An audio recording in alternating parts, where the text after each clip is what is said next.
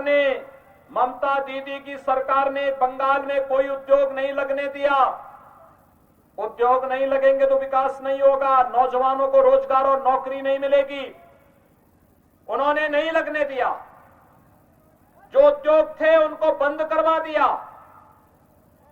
और भाइयों बहनों, एक तरफ उद्योग नहीं लगने देंगे, दूसरी तरफ तृणमूल कांग्रेस के गुंडों की गुंडागिर्दी और भ्रष्टाचार के नए नए उद्योग फल रहे हैं। हर योजना में तोलाबाजी, हर योजना में उनकी लूट खसोट बंगाल के अंदर देखने को मिल सकती है। उत्तर प्रदेश में भारतीय जनता पार्टी की हमारी सरकार 4 वर्ष से है और 4 वर्ष में हमने 40 लाख गरीबों को प्रधानमंत्री आवास उत्तर प्रदेश के अंदर उपलब्ध करवाए हैं।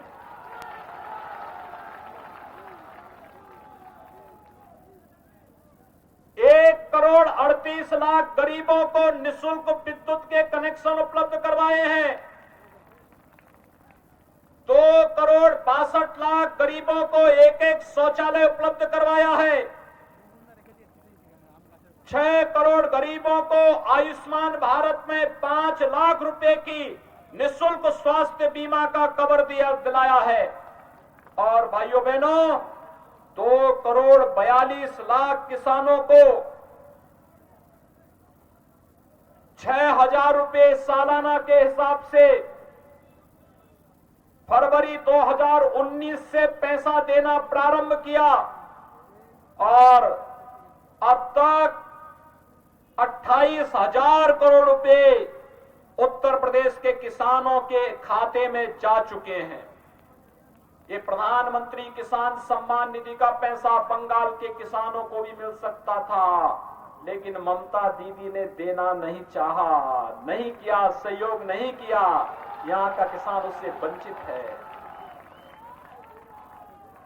ममता दीदी का विकास तो अजीब सा है।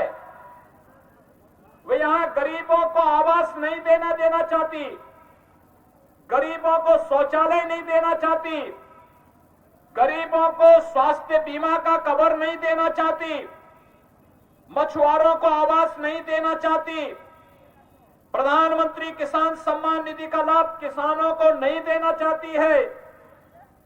और तो और यहां पर वो रेलवे लाइन नहीं बिछने देती है, यहां पर हाईवे नहीं बनने देना चाहती है, AIIMS, IIM, IIT, medical college इसका निर्माण नहीं होने देना चाहती है।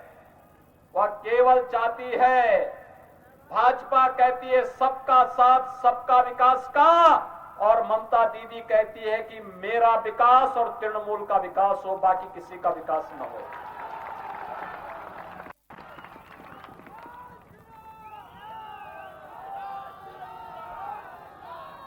भाइयों बहनों, ममता दीदी का नारा यही है बंगाल में, मेरा विकास और तृणमूल का विकास। भाजपा का नारा है सबका साथ सबका विकास का, और भाजपा इसीलिए तो कह रही है कि भाजपा को बंगाल के अंदर मौका दीजिए।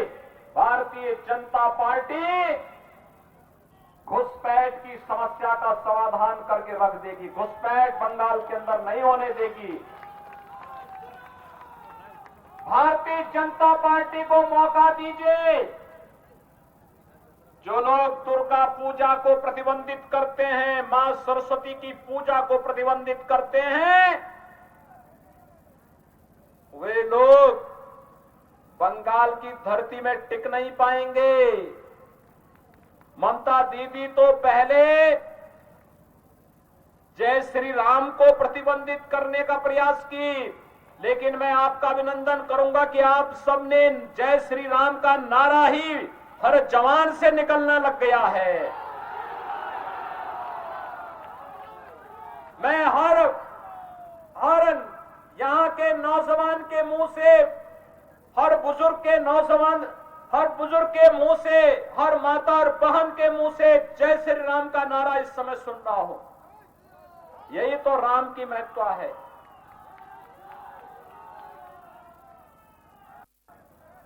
हमने कभी भी इसमें भेद नहीं किया और राम तो सबके हैं। लेकिन दीदी कहती है कि राम का नारा क्यों लगेगा, जय श्री राम के नारे क्यों लगेंगे। पता नहीं दीदी को तो अब भगवा से भी बैर हो गया है। अब कहती है दीदी कि मुझे भगवा से चिढ़ है, मैं इसको देखना नहीं चाहती हूं।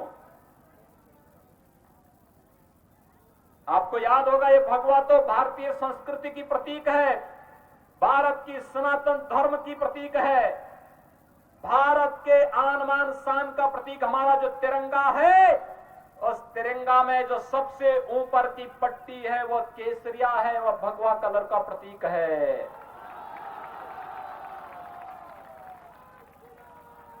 यही बंगाल की धरती है, रामकृष्ण परमहंस और स्वामी विवेकानंद की धरती है।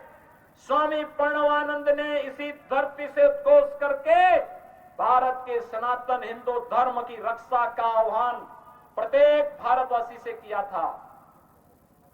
और भाइयों बहनों, यही बंगाल की धरती है।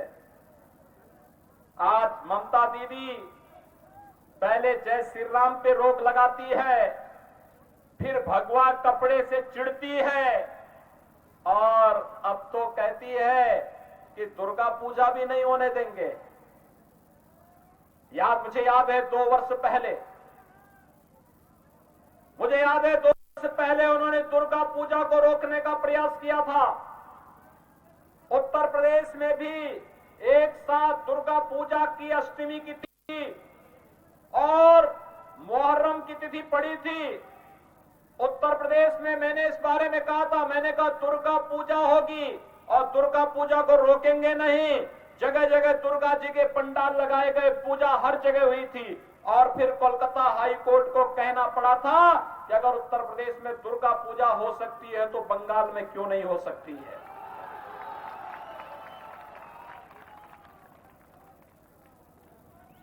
आखिर कब तक ये तुष्टीकरण की भेंट हम यहां की आस्था को और आम जन के विश्वास के साथ करते रहेंगे।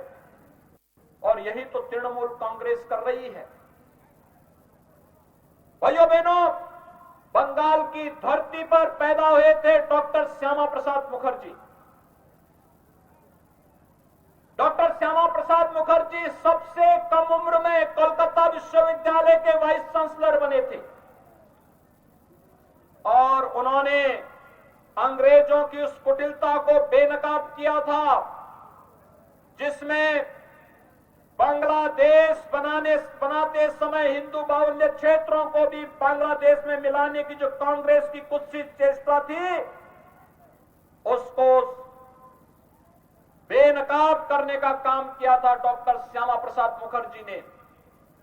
ये मेदिनीपुर और तमाम अन्य क्षेत्र ऐसे थे जिसको उस समय एक साजिश के तहत बाहर करने का प्रयास हो रहा था। लेकिन भाइयों बहनों, जब कश्मीर के अंदर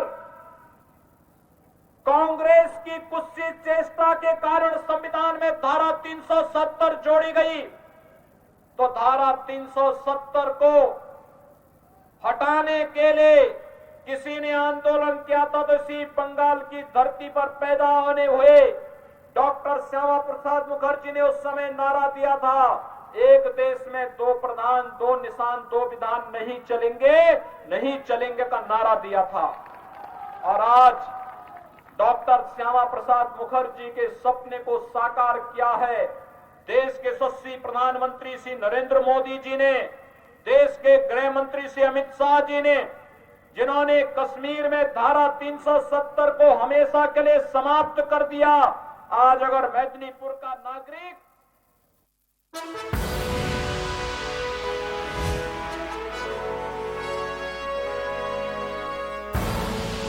आप देख रहे हैं के न्यूज, खबरों का सारथी।